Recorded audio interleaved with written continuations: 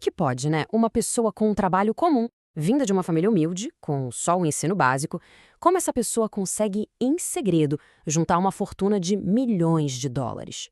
A gente vai mergulhar a fundo na história inacreditável do Ronald Read para descobrir os princípios que ele usou para conseguir algo que parecia impossível. 8 milhões de dólares. Esse número, esse foi o valor do patrimônio que deixou todo mundo de queixo caído quando veio a público. Mas olha, o mais chocante não é nem o valor em si, é a pessoa por trás dele. Pois é, a pessoa que juntou toda essa grana era um zelador. E esse era um segredo que ele guardou as 7 chaves a vida inteira, até da própria família. Fica aquela pergunta, que nesse caso vale 8 milhões de dólares? Como é que ele fez isso? Então, quem era o Ronald Read?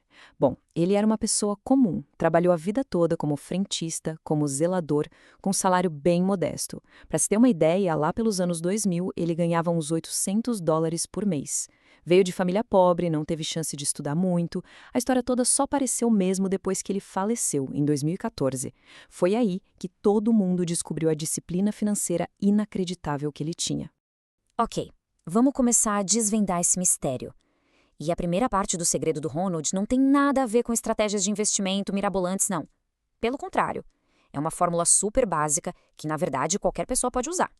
A fórmula da riqueza é, no fundo, bem simples. A grana que entra, menos as contas que saem. O resultado é o seu fluxo de caixa. Se esse número for positivo, ótimo, está sobrando dinheiro e a pessoa está construindo patrimônio. Agora, se for negativo, aí a pessoa está se endividando.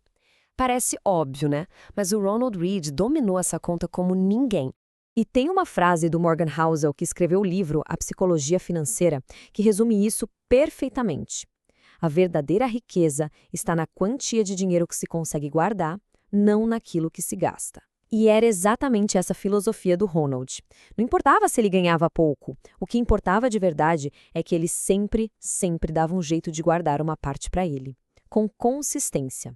E olha só o impacto que uma pequena mudança pode ter. Se a gente olhar este gráfico, dá para ver que aumentar a taxa de poupança de 10% para 15%, só 5 pontinhos percentuais a mais, pode diminuir o tempo para atingir a independência financeira em 4 anos.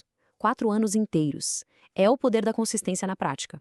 Mas beleza, poupar é um lado da moeda. O outro lado, que é o que realmente faz a coisa crescer, é um recurso que todo mundo tem, mas que pouca gente usa com a sabedoria que o Ronald usou: o tempo. A verdade é a seguinte: o tempo é o maior aliado de quem quer construir patrimônio. É muito mais poderoso começar cedo, mesmo que seja com pouco dinheiro, do que começar tarde com um monte. E os números a seguir provam isso. Não tem como discutir. A diferença aqui é gritante. Dá uma olhada nessa tabela. Para chegar no mesmo objetivo aos 65 anos, quem começa com 20 anos precisa investir menos de R$ 200 por mês. Agora, se a pessoa deixa para começar aos 40, esse valor pula para quase R$ 1.400. O custo de deixar para depois é enorme, altíssimo. Isso me lembra daquela lenda antiga do xadrez, que ilustra esse poder de uma forma genial. A história conta que um imperador ficou tão fascinado com o jogo que ofereceu ao inventor o que ele quisesse. O inventor, muito esperto, pediu algo que parecia simples: 1 grão de arroz na primeira casa do tabuleiro, 2 na segunda, 4 na terceira e assim por diante, sempre dobrando. O imperador, claro, achou que era um pedido bobo, mas mal sabia ele, quando chegou na metade do tabuleiro, a dívida já era de bilhões e bilhões de grãos. O império quebrou. Esse é o poder do crescimento exponencial. É o que aquela famosa frase atribuída ao Einstein chama de juros compostos, a 8ª maravilha do mundo.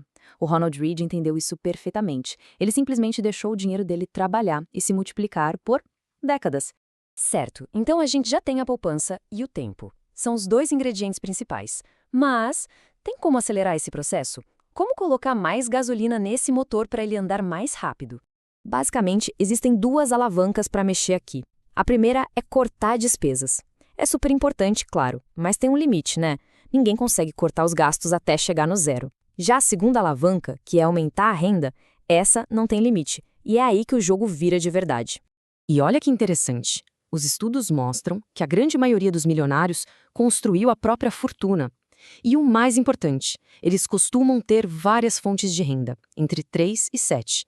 O Ronald Read tinha 2 bem claras: o salário dele de zelador, que pagava as contas e sobrava um pouco, e esse troco financiava a segunda fonte, que era muito mais poderosa, os investimentos dele no mercado de ações.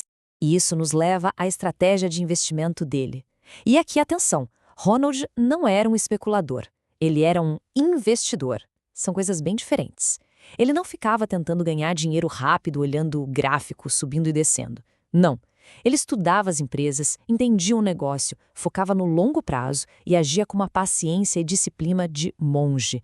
É o completo oposto da mentalidade do day trade. E a realidade dos números mostra que ele estava certíssimo. Vários estudos já provaram que a esmagadora maioria das pessoas que tenta especular no curto prazo, tipo 97% perde dinheiro. O Ronald foi pelo caminho que funciona, não pela aposta arriscada. Por fim, a gente chega no último ingrediente. E talvez esse seja o mais difícil de todos, mas também o mais importante. Ter a mentalidade certa para aguentar os trancos e barrancos do mercado financeiro. O mercado é uma montanha-russa. Ele sobe, ele desce, é assim que ele funciona. Tentar adivinhar o próximo movimento é a receita do desastre. A verdadeira força de um investidor não é ser vidente, é ter a paciência de ficar sentado no carrinho mesmo quando ele está despencando.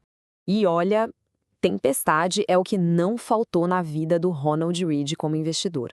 Ele viu o patrimônio dele derreter em várias crises gigantescas, a Black Monday em 87, a bolha da internet em 2000, a crise financeira global de 2008, e o que ele fez? Nada. Ele não vendeu nada no pânico. Ele simplesmente se manteve firme. E por que essa teimosia toda em ficar firme? Bom, tem um motivo muito forte. Um estudo mostrou um negócio impressionante. Se uma pessoa ficasse de fora só dos 10 melhores dias do mercado num período de 10 anos, ela perderia 66% dos ganhos que poderia ter. É que muitas vezes os melhores dias vêm logo depois dos piores. Sair do mercado na hora errada custa caro demais. E é super importante dizer, ele não era perfeito não. Ele também errou. Por exemplo, o Ronald Read investiu na Lehman Brothers, aquele banco que quebrou de forma espetacular em 2008. Todo o dinheiro que ele botou ali virou pó. Mas e aí? Ele desistiu? Claro que não. Como a carteira dele era bem diversificada, um erro, mesmo um erro feio como esse, não foi capaz de destruir todo o trabalho de décadas. Ele aprendeu com a lição e seguiu em frente. No fim das contas, a história do Ronald Read prova uma coisa. Construir riqueza não é sobre ter um salário de executivo ou um diploma de uma universidade famosa. É sobre ter disciplina, paciência e, mais do que tudo, tempo. A jornada dele durou décadas de consistência e mostrou que o mais importante de tudo é simplesmente dar o primeiro passo. A jornada dele durou uma vida inteira. A grande questão que fica é: quando a de cada um começa?